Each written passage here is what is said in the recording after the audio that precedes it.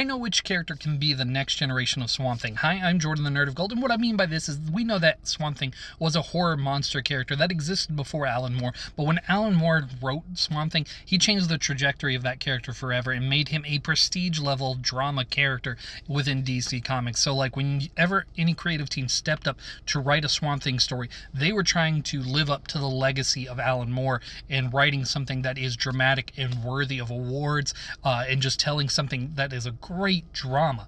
That's what they were trying to do with Swamp Thing every time. And I know a character who can do that same thing, and I don't know why DC really hasn't done it yet, and that is the Specter. The Specter is even older than Swamp Thing, and he's he is created by the same creators as Superman. It is wild to me that we haven't had like a prestige drama story about a new human host of the Specter, someone who has to be the Jiminy Cricket to the Angel of Wrath, someone who is almost as powerful as God himself, and has to figure out what justice means when you have to play host to this divine aspect.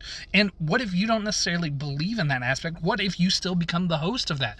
It's wild how much drama there is in the potential of playing host to an angel figure like that, and DC hasn't made a dramatic story like this. I know they have tried a couple times with different Spectre series, and there was a period where J.M. DeMatteis wrote Hal Jordan as the Spectre, and those are some good stories. You should check them out. Ryan Sook on the art, ooh, awesome, great stuff.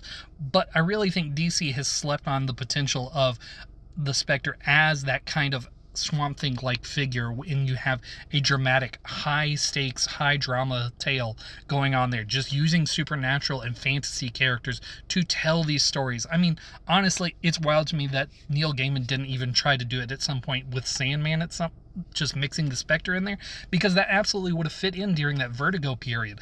And I feel like DC has the chance to do something like this with Black Label, or even Vertigo again, since they're bringing that back.